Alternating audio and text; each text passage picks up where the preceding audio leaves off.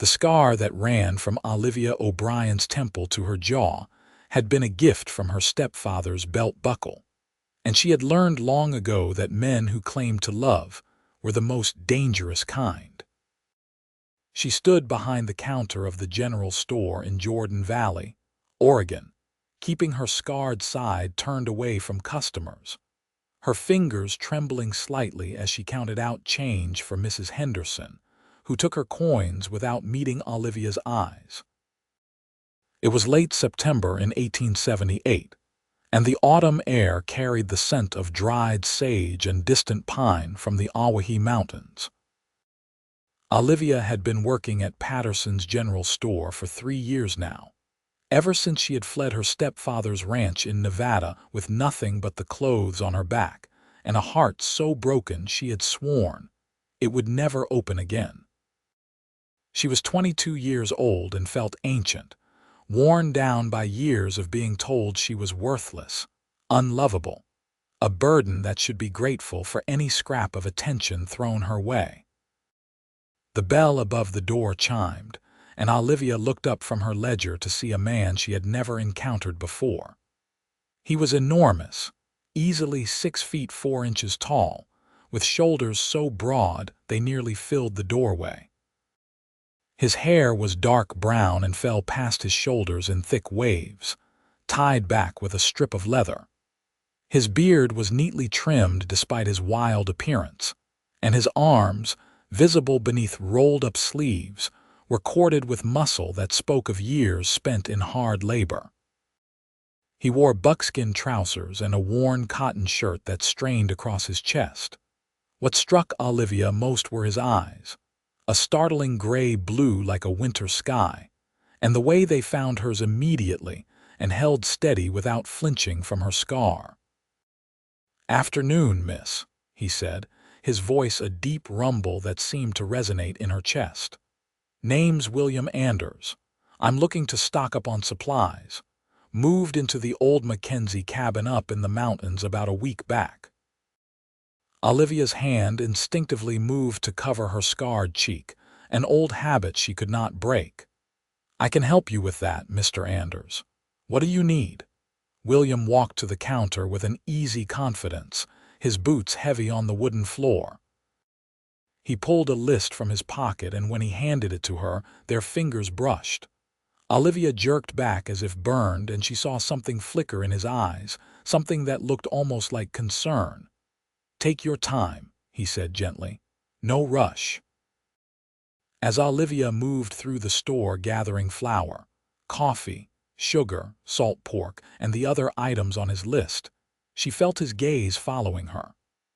Not in the hungry, predatory way she had learned to fear, but with a quiet attentiveness that made her skin prickle with awareness. She told herself it meant nothing.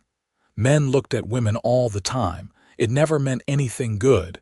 "You work here alone?" William asked as she tallied up his purchases. "Mr. Patterson owns the store. He's in the back doing inventory." The lie came easily. Mr. Patterson had gone home 2 hours ago, but Olivia had learned never to admit she was alone with a man. William nodded slowly, and something in his expression told her he knew she was lying. "That comes to $12.30, Olivia said, keeping her voice steady. He counted out the money and then added an extra $1 to the pile. "For your time and trouble. That's not necessary. Maybe not, but I'd like you to have it anyway." Olivia stared at the extra $1 as if it were a snake about to strike. "Why?" "Because you've been kind and efficient, and that's worth something." His voice held no guile, no hidden meaning, just simple honesty that she did not know how to interpret. She took the money with shaking hands and helped him carry his supplies to the large pack mule waiting outside.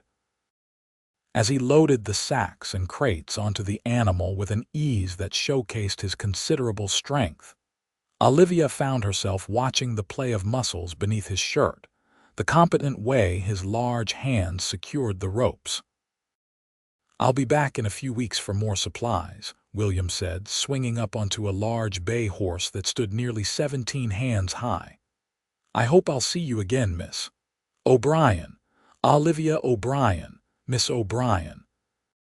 He tipped his hat to her, and then he was riding away toward the mountains, his silhouette growing smaller against the vast Oregon sky.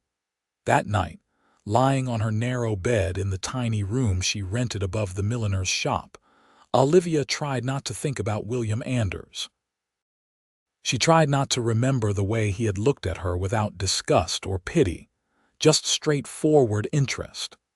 She tried not to imagine what it might feel like to have hands that large and strong touch her with gentleness instead of anger. But trying not to think about something only made her think about it more, and she fell asleep with the memory of winter sky eyes refusing to look away from her ruined face. 3 weeks passed before William came to town again. Olivia had told herself she had forgotten about him, that he was just another customer, nothing more.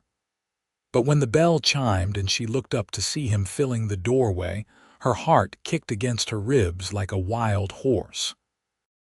"Miss O'Brien," he said, and the way he said her name with that deep, careful pronunciation made something flutter in her stomach. "Mr. Anders, back for more supplies. That, and I was hoping you might help me with something else." He approached the counter, and this time she did not step back. "I'm looking for some fabric. Need to make new curtains for the cabin before winter sets in proper." Olivia blinked in surprise. Most men would not concern themselves with something as domestic as curtains. "What kind of fabric?" "Something sturdy that will keep out the drafts, and maybe something with a bit of color to it. Place is awful gray right now." She led him to the fabric section, acutely aware of his presence behind her, the warmth that seemed to radiate from his large frame. She showed him several bolts of cloth, and he listened to her explanations about weight and weave with genuine interest. "What color do you think?" he asked, and when she looked up, startled that he would ask her opinion, he was watching her with those steady eyes. "The blue would be nice," she said quietly. "It would remind you of the sky. Blue it is, then." He smiled at her, a slow, warm expression that transformed his rugged face into something almost boyish. "How much do I need for 4 windows?" As she measured and cut the fabric, William asked her questions about the town, about how long she had lived here, about whether she liked working at the store. His questions were not intrusive, but they showed a genuine interest in knowing her, and Olivia found herself answering with more openness than she intended. "You ever get out of the store?" he asked as she wrapped his purchases in brown paper. "See any of the country around here?" "Not really," she admitted. "I work 6 days a week, and on Sundays I mostly rest." "That's a shame. It's beautiful country." He hesitated, his large hands resting on the counter. "Would you maybe like to take a ride sometime? I could show you some of the mountain trails. There's a waterfall about 5 miles up that's worth seeing."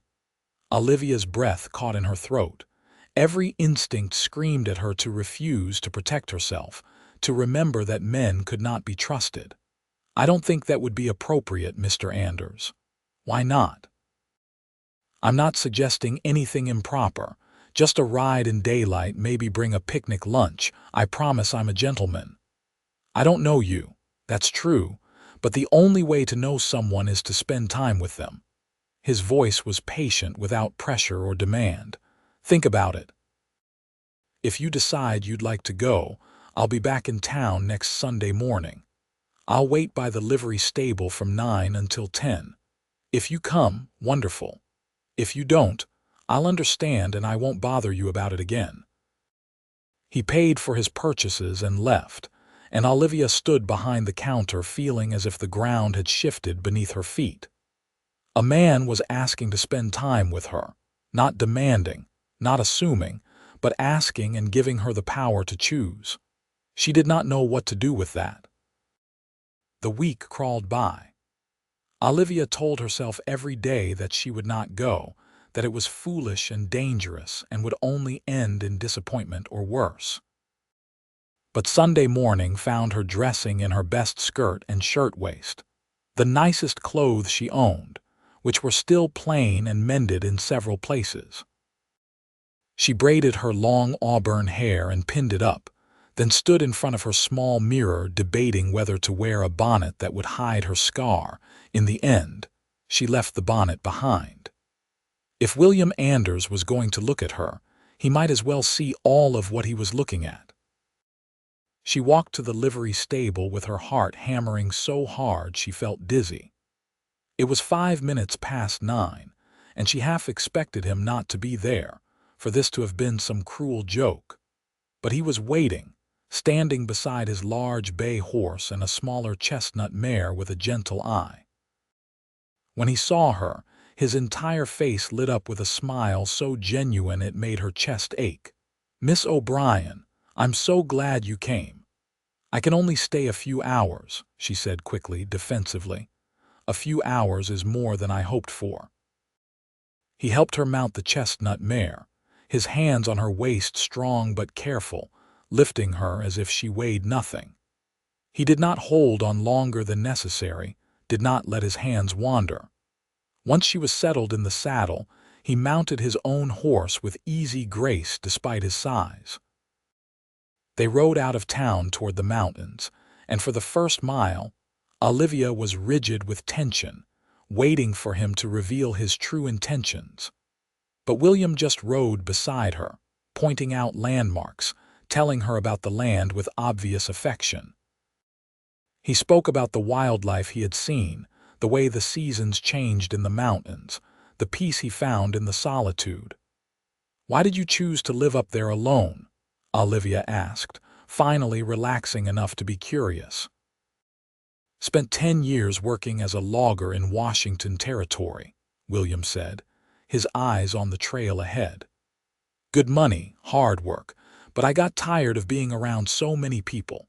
Saved up enough to buy some land and decided to make a go of it on my own terms. I hunt, trap a little, have a small garden. It's a simple life, but it suits me." "Don't you get lonely?" He looked at her then, and something in his gaze made her breath catch. "Sometimes, but loneliness is better than being around people who make you feel worse about yourself." She understood that all too well. The waterfall he had promised was everything he had claimed and more. Water cascaded down a 50-foot drop of rock face, creating a pool so clear Olivia could see the stones at the bottom. The sound filled the air, and the mist created rainbows in the morning light. William unpacked a lunch from his saddlebags: fresh bread, cheese, apples, and a jar of honey. They sat on the bank of the pool, and Olivia could not remember the last time she had eaten outside, surrounded by beauty, with someone who seemed to genuinely enjoy her company. "Can I ask you something?" William said after they had eaten, his voice gentle. "You can tell me it's none of my business if you want." Olivia tensed. "What? Your scar, the way you try to hide it, the way you flinch when people get too close." He paused. "Someone hurt you badly, didn't they?" Her first instinct was to lie, to deflect, to protect herself with the walls she had built so carefully. But something about the quiet concern in his eyes, the way he asked without demanding, made her want to tell the truth. "My stepfather," she said quietly, staring at the water. "He was a drunk and mean with it. My mother died when I was 16, and after that, there was no one to stop him from taking his anger out on me. This," she touched her scar, "happened when I was 19. I finally found the courage to run away after that. I'm sorry." William's voice was rough with emotion. "No one should ever hurt you like that. No one. He said I was lucky anyone would tolerate me, that I was ugly and stupid and worthless." The words spilled out before she could stop them. "He said I should be grateful he gave me a roof over my head because no one else would ever want me. He was wrong." William's words were simple but fierce. "He was a coward and a bully, and everything he told you was a lie." Olivia felt tears prick her eyes. "You don't know me well enough to say that. Maybe not. but I know enough to see that you're kind and hardworking. I can see that you're smart from the way you run that store, and I can see that you're beautiful, scar and all." He shifted slightly closer, still leaving space between them. "That scar just proves you're a survivor. It proves you're strong enough to get through terrible things and keep going. There's nothing ugly about that." A tear slipped down Olivia's cheek, and before she could wipe it away, William reached out slowly, giving her time to pull back if she wanted. When she did not move, he gently brushed the tear away with his thumb. His hand was calloused and rough from hard work, but his touch was so tender it made her want to weep. "I know you have no reason to trust me," William said softly. "I know someone hurt you badly enough that you've learned not to trust anyone, but I'd like to try to earn your trust, Olivia. I'd like to spend more time with you, get to know you better. And I'll spend every day proving to you that not all men are like your stepfather. That someone can care about you without wanting to hurt you." Olivia wanted to believe him. God, how she wanted to believe him, but years of pain had taught her to be cautious. "I don't know if I can. Trust anyone, I mean. I don't know if I remember how. That's all right, we can take it slow. As slow as you need." He dropped his hand but held her gaze. "I'm not going anywhere." They talked for another hour before riding back to town. William told her about his childhood in Missouri, about losing his parents to cholera when he was 15, about making his own way in the world ever since. He had known hardship and loss, but somehow it had not made him cruel. Instead, it had made him gentle with other people's pain. When they reached the edge of town, William helped her down from the mare. "Can I see you again?" he asked. "Maybe next Sunday." Olivia hesitated, fear and hope warring inside her. Finally, hope won by the smallest margin. "Yes, I'd like that." His smile was like sunrise. "I'll be waiting right here at 9 o'clock. He kept his word. The next Sunday he was waiting with the 2 horses, and the Sunday after that. And the Sunday after that. Through October and into November, they spent their Sundays together. Sometimes they rode into the mountains. Sometimes they walked through the countryside around Jordan Valley, following the Jordan Creek as it wound through the valley. Sometimes they just sat and talked, and those were Olivia's favorite times because William never ran out of things to say, and more importantly, he never ran out of patience for listening to her. He did not push her for more than she was willing to give. He did not try to kiss her or hold her hand unless she reached for him first. He did not make promises he could not keep. Instead, he showed up, week after week, steady and reliable as the sunrise. Slowly, Olivia began to believe that he meant what he said. In mid-November, William invited her to visit his cabin. Olivia knew this was a significant step, being alone with him so far from town, but she found she trusted him enough to accept. They rode up into the mountains on a crisp morning with frost on the ground and their breath steaming in the cold air. The cabin was larger than she had expected, well built and sturdy, nestled in a clearing surrounded by pine trees. Smoke curled from the stone chimney, and the blue curtains she had helped him choose hung in the windows, bright against the weathered wood. Inside, the cabin was simple but comfortable. A large stone fireplace dominated one wall, with a fire crackling cheerfully. There was a sturdy table and chairs, a bed in one corner covered with quilts, shelves lined with books, and cooking implements hanging near the hearth. Everything was neat and well maintained. "You keep a tidy house," Olivia said, surprised. Most bachelor men she had known lived in squalor.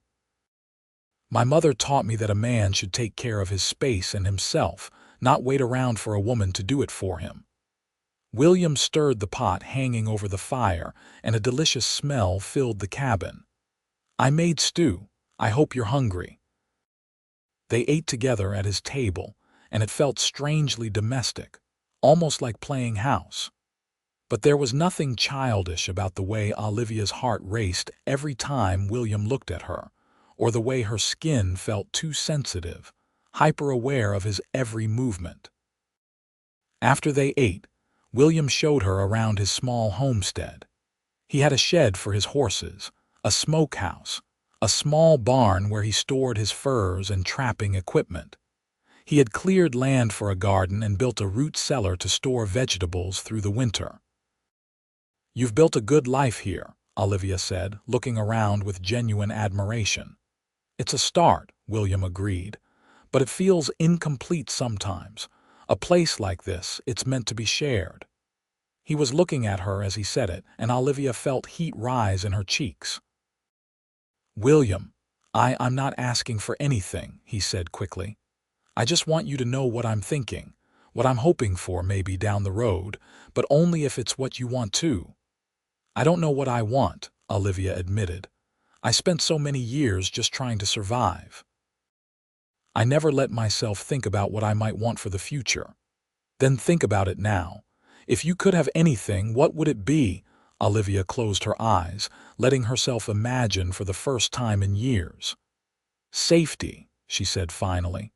"A place where I don't have to be afraid all the time. Someone who looks at me and sees something worth caring about." She opened her eyes and found him watching her with an intensity that made her shiver. "Someone who means it when they say they won't hurt me." "I mean it, Olivia. I will never hurt you." William took a step closer, then another, moving slowly so she could stop him if she wanted. "I know you're scared. I know trust is hard for you, but I'm asking you to try. Give me a chance to show you what love should look like. Let me prove to you every single day that someone can love you truly and completely."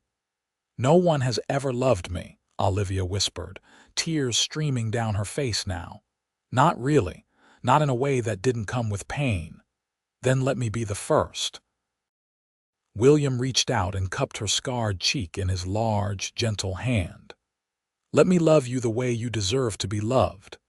And then, giving her every opportunity to pull away, he leaned down and kissed her. It was nothing like the rough, demanding kisses her stepfather had forced on her. William's lips were soft and warm, moving against hers with a gentleness that made her ache. He did not grab or grope, just held her face tenderly and kissed her as if she were something precious and fragile. When he pulled back, Olivia was trembling. "I'm scared," she confessed. "I know." "That's all right. We'll go at your pace." He rested his forehead against hers. "I'm not going anywhere, Olivia. I'll be here, proving myself to you for as long as it takes." Winter came to the Awahi Mountains, and with it came the true test of William's promises. The snows were heavy that year, and sometimes weeks would pass before the mountain trails were passable enough for him to come to town. But whenever the weather permitted, William made the journey down to Jordan Valley, bringing firewood for Olivia's small room and fresh meat from his hunting.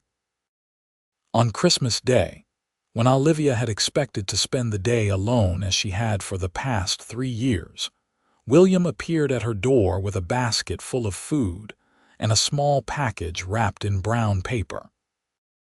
"You shouldn't have come all this way in the snow," she said, even as her heart soared with joy at seeing him. "Of course I came. It's Christmas." He stamped the snow off his boots and set the basket on her small table. "Besides, I have something for you." Olivia's hands shook as she unwrapped the package. Inside was a beautiful shawl, hand-knitted from soft wool in a deep green that matched her eyes. "I know I'm not much good at knitting," William said, looking almost shy, "but I wanted to make you something myself, something to keep you warm." "You made this."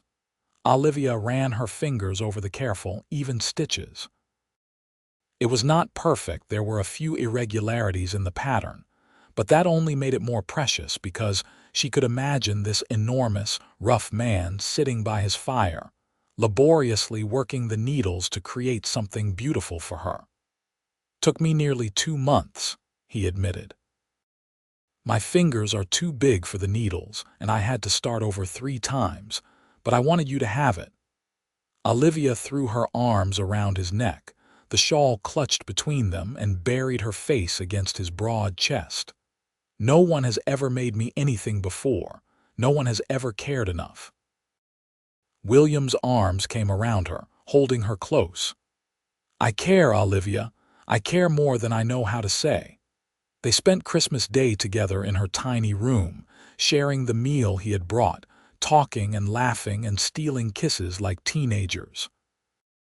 When evening came and William had to leave to make the ride back before full darkness, Olivia felt as if part of her heart was going with him. "Come to the cabin," William said as he prepared to leave. "When the weather clears and the trails are safe, come and stay for a few days. I want more time with you than just these stolen hours." "People will talk," Olivia said, but it was a weak protest. "Let them talk. I'm courting you properly with the intention of marriage, and anyone who has a problem with that can take it up with me." He kissed her forehead, her cheeks, finally her lips. "I love you, Olivia. I think I've loved you since the first moment I saw you, when you looked at me with those guarded eyes, and I knew I wanted to spend the rest of my life earning your trust." "I love you too," Olivia whispered, the words feeling both terrifying and liberating. "I'm still scared, but I love you. Being scared doesn't mean you're not brave. You're the bravest person I know." He held her close one more time, and then he was gone, swallowed up by the snowy night. January was brutally cold, and William could only make it to town twice.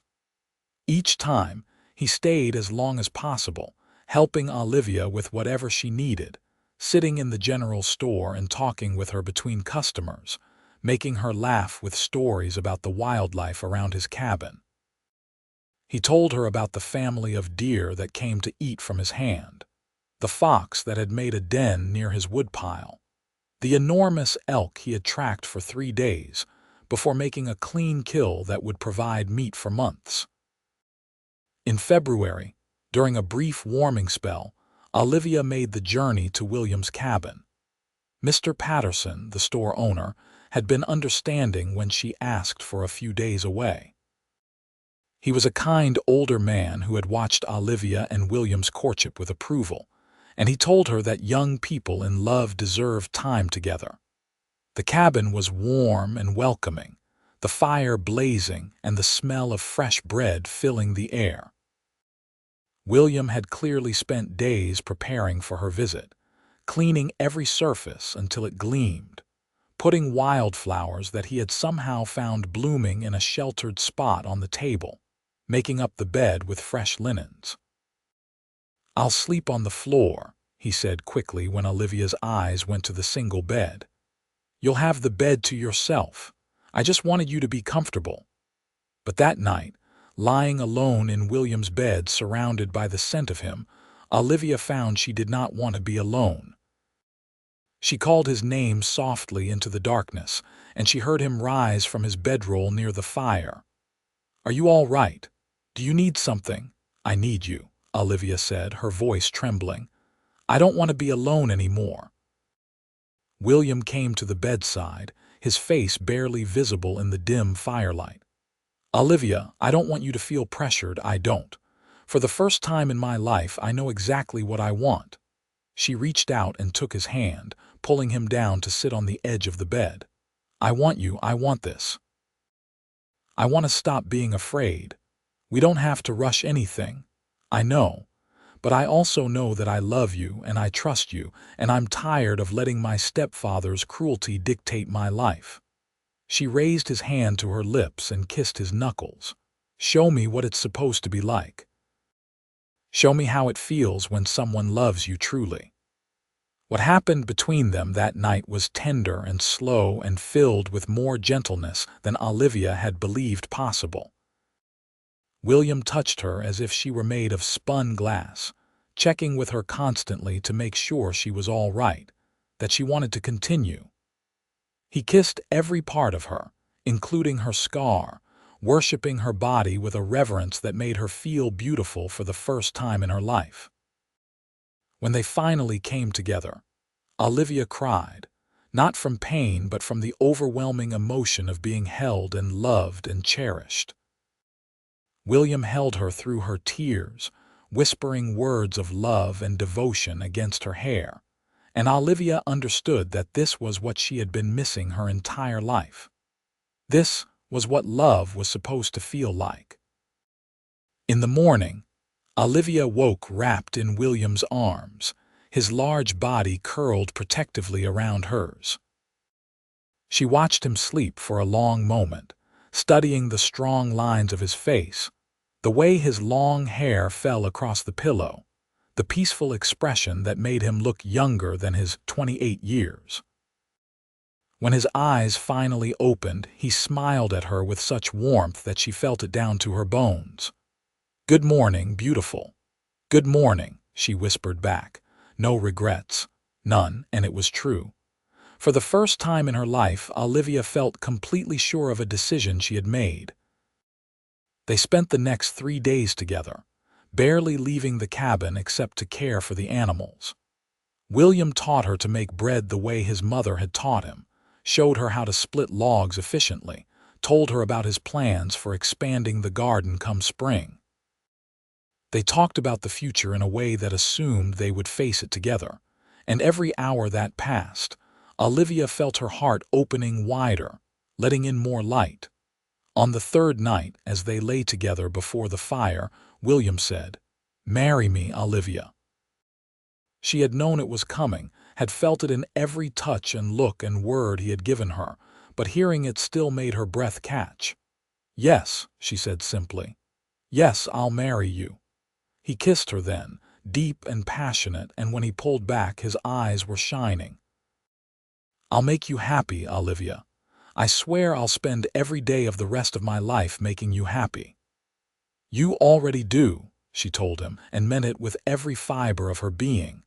They were married in March, on the first day of spring, in the small church in Jordan Valley. It was a simple ceremony with only a handful of guests, Mr. Patterson and his wife, a few of the townspeople who had been kind to Olivia over the years, and the minister. Olivia wore a simple dress of pale blue cotton that she had sewn herself, and William wore a new shirt that still smelled of the general store. When the minister pronounced them husband and wife, William kissed her so thoroughly that several of the guests laughed and applauded. Olivia felt her face flush, but she was smiling too hard to be embarrassed. They rode back to the cabin that afternoon, now truly their home together. William carried her over the threshold even though she protested that she was too heavy, lifting her as easily as if she were a child. "Welcome home, Mrs. Anders," he said, setting her down gently in the middle of their cabin. Mrs. Anders. Olivia had never thought she would have a different name, a new identity that was not tied to her stepfather and all the pain he represented. She was no longer Olivia O'Brien, unwanted and abused. She was Olivia Anders, loved and cherished. Their first year of marriage was filled with the hard work of building a life together. Olivia gave notice at the general store, and while Mr. Patterson was sad to lose her, he understood that she was needed at the cabin. There was so much to do, planting the expanded garden, preserving food for the winter, helping William with his trapping line, learning the rhythms of mountain life. It was hard work, harder than anything Olivia had done before, but it was good work. She went to bed each night exhausted and satisfied, wrapped in William's arms, secure in the knowledge that she was exactly where she belonged. William proved every single day that he meant his promises. When Olivia had nightmares about her stepfather, he held her and soothed her back to sleep. When she struggled with believing that she deserved happiness, he patiently reminded her of all the ways she was worthy. When she made mistakes burning dinner, accidentally letting the chickens out of their coop, misjudging the amount of salt needed for preserving, he never raised his voice or his hand, just helped her fix the problem and showed her the right way for next time. In August, Olivia realized she was pregnant.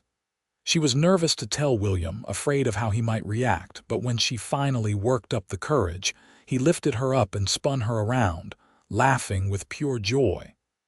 "A baby," he kept saying, his large hands gentle on her still flat stomach. "We're going to have a baby. You're not upset. It's so soon and we're still getting settled. Upset? Olivia, this is the best news I could possibly imagine." He knelt down and pressed his face to her stomach. "Hello in there, little one. Your mother and I already love you so much." Olivia ran her fingers through his long hair, tears streaming down her face. She had spent so many years believing she would never have this, a loving husband, a child, a real family. And now it was all coming true, more wonderful than anything she had dared to imagine. The pregnancy was not easy. Olivia was sick through the first months, and the winter was harsh, leaving them snowed in for weeks at a time. But William was endlessly patient, bringing her water when she was ill, making sure she ate even when she had no appetite, rubbing her aching back when the baby grew heavy. In late March, just after their first wedding anniversary, Olivia went into labor. William had brought the midwife from town 2 weeks earlier, and Mrs. Chen had been staying with them, waiting. The labor was long and difficult, lasting nearly 20 hours, and there were moments when Olivia was sure she could not continue. "Yes, you can," William told her, gripping her hand and letting her squeeze as hard as she needed.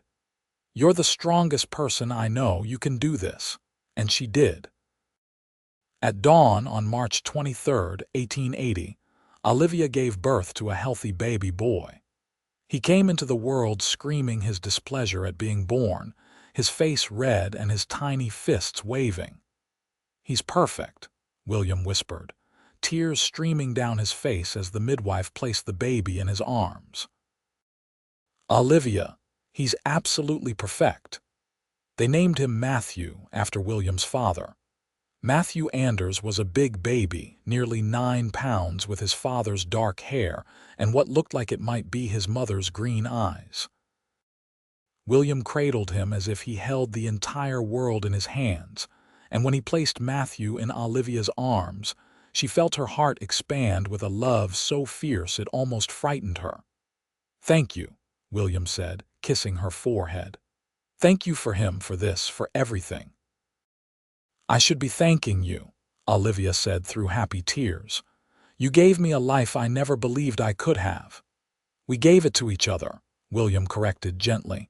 "Matthew was a good baby, healthy and strong like his father. He grew quickly, and by the time summer arrived, he was smiling and cooing and reaching for everything within his grasp." William was an attentive father, never considering any task beneath him. He changed diapers, walked the floor with Matthew during fussy nights, and spent hours just holding his son and talking to him about everything and nothing. Watching William with their son, Olivia sometimes had to blink back tears. This was what a father should be. This was what love looked like. They fell into a comfortable rhythm as a family. William still ran his trap lines and hunted, providing meat and furs to sell in town. Olivia managed the garden, the chickens they had acquired, and the house, all while caring for Matthew. It was a full life, sometimes overwhelming, but always filled with love. One evening in September, as they sat outside watching the sunset with Matthew asleep in Olivia's arms, William said, "Are you happy?" Olivia looked at him, at this man who had taken a broken, frightened woman and shown her what it meant to be truly loved. "I didn't know it was possible to be this happy. You deserve it, you know, all of this and more." I'm starting to believe that. And it was true. After a year and a half with William, the voice in her head that sounded like her stepfather was growing fainter. It was being replaced by William's voice, telling her she was beautiful, capable, worthy of love. That winter was gentler than the previous one, and when spring came again, Olivia discovered she was pregnant with their second child. This pregnancy was easier than the first, and on a beautiful day in November of 1881, she gave birth to a daughter. They named her Clara, after William's mother. Clara was smaller than Matthew had been, with auburn hair like her mother and her father's gray-blue eyes. She was a peaceful baby, content to watch the world from her cradle or her father's arms. Matthew, now 19 months old, was fascinated by his baby sister and wanted to constantly touch her and give her his toys. "Gentle," William would remind him, guiding Matthew's chubby hand to softly pat Clara's head. "We have to be gentle with babies." Their little cabin, which had once felt spacious, now felt full but not crowded. It was full of life and love and laughter. William began planning an addition, another room that could serve as a bedroom for the children as they grew. He worked on it in the evenings and during the winter months when trapping was slower, and by the time Clara was walking, the addition was complete. The years passed in a steady progression of seasons and milestones. Matthew learned to walk, then run, then help his father with small chores around the homestead. Clara grew from a peaceful baby into a curious toddler who wanted to know everything about everything. In 1883, Olivia gave birth to another son whom they named Jacob. In 1885, another daughter arrived whom they named Sarah. Their home was filled with noise and chaos and endless love. William remained patient and gentle with all of them, never raising his hand in anger, always ready with a hug or a kind word. He taught the children to hunt and fish, to respect the land and the animals that lived on it, to work hard and be honest.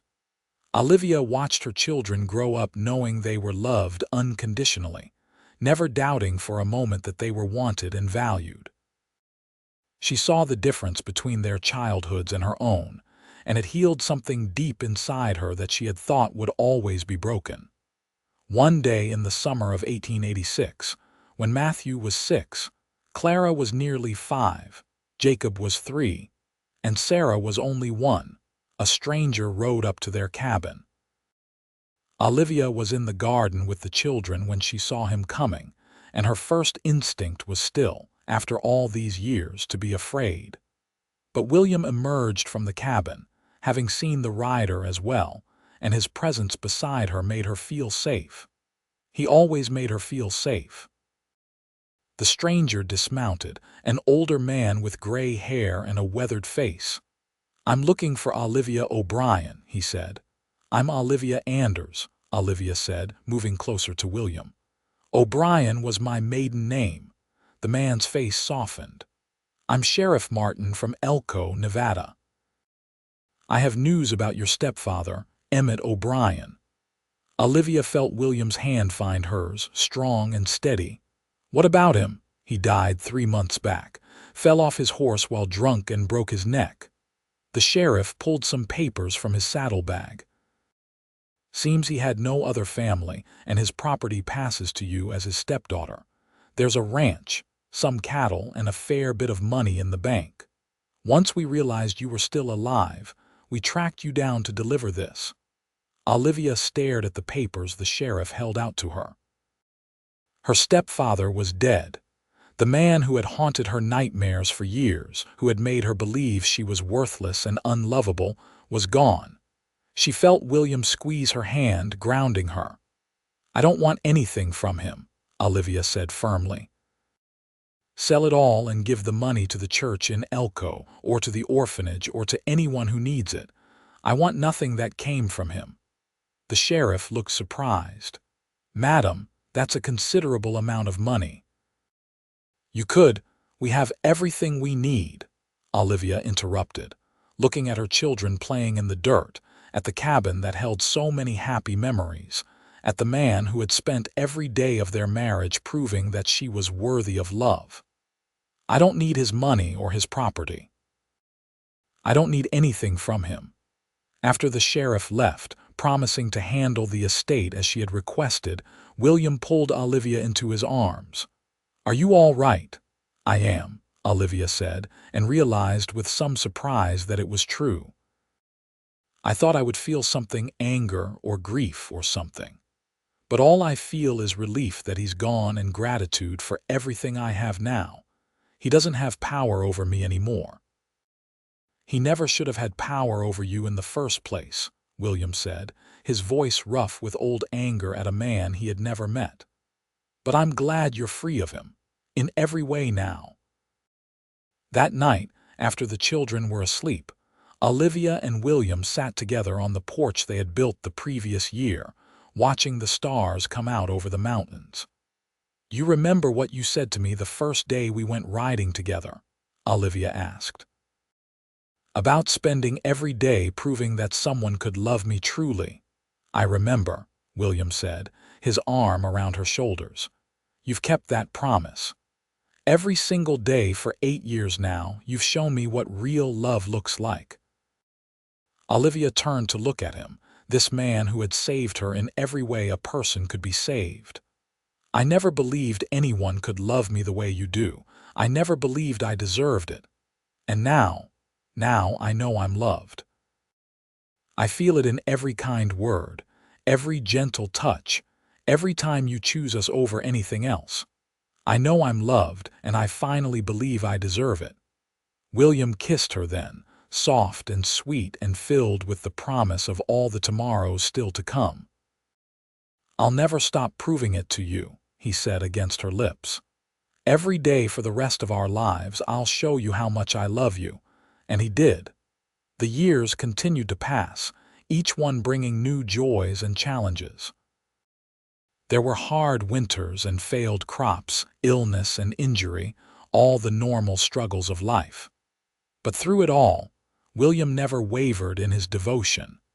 He was there for every difficulty, every triumph, every ordinary moment in between.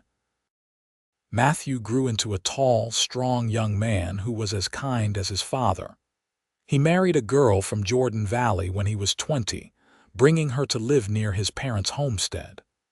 Clara became a teacher, sharp-minded and determined, with a gift for making children love learning. Jacob followed his father into trapping and hunting, finding the same peace in the mountains that William had always known. Sarah, the baby, surprised them all by becoming interested in medicine after helping the local doctor set William's broken arm when she was 15. She went away to study nursing and came back to Jordan Valley to tend to the medical needs of the scattered mountain communities. Each of their children carried forward the lessons they had learned from their parents' kindness, hard work, honesty, and the understanding that love was shown through actions more than words. Olivia and William grew older together, their hair turning gray, their bodies bearing the marks of years of hard work. But the love between them never diminished. If anything, it grew deeper and stronger with each passing year. They knew each other's thoughts and moods, could communicate with a glance, moved through their days with the easy synchronicity of two people who had become one. On their 30th wedding anniversary, their children and grandchildren gathered at the homestead for a celebration. The original cabin had been expanded and improved over the years, and a second house had been built nearby for Matthew and his family. The property that had started as one man's simple refuge had become a thriving family compound. As the sun set, and the grandchildren ran through the yard playing tag, Olivia and William sat together on their porch swing, watching the chaos with contentment. Quite a long way from that scared woman hiding behind the counter of Patterson's store, William observed, his hand finding hers as naturally as breathing. Quite a long way from the mountain man who spent all his time alone, Olivia countered with a smile. I was never really alone. I was just waiting for the right person to share it all with. He lifted her hand to his lips and kissed it gently. Thank you for taking a chance on me all those years ago, for trusting me even when trust was the hardest thing you could give. Thank you for being worthy of that trust. for proving every single day that love doesn't have to hurt. Olivia leaned her head on his shoulder, fitting against him as perfectly as she had 30 years ago. Thank you for showing me what I was worth when I couldn't see it myself. They sat in comfortable silence as the stars came out and their family laughed and talked around them. Matthew was helping his eldest son fix a broken wagon wheel, passing on the skills his father had taught him. Clara was reading to a group of children who sat spellbound at her feet. Jacob was showing his teenage daughter how to properly skin a rabbit, while Sarah was bandaging a scraped knee with calm efficiency. This was their legacy, Olivia realized, not just the land or the buildings or the material things they had accumulated over the years. Their real legacy was this family, these children and grandchildren who knew they were loved, who would go out into the world carrying that knowledge and passing it on to their own children someday. She had started with nothing but scars and fear, and a certainty that she was unlovable. William had taken that broken woman and spent 3 decades proving that she was anything but. And in doing so, he had helped her build something beautiful and lasting. "I love you," Olivia said softly, the words as true now as they had been the first time she had found the courage to say them.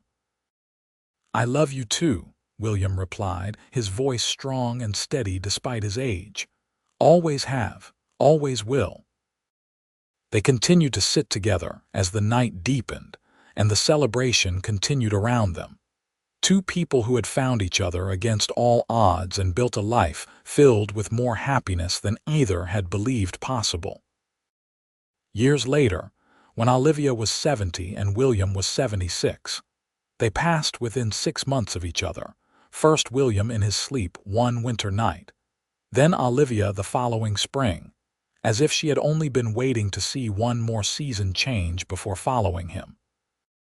Their children and grandchildren mourned them, but also celebrated them, knowing that they had lived full, rich lives surrounded by love.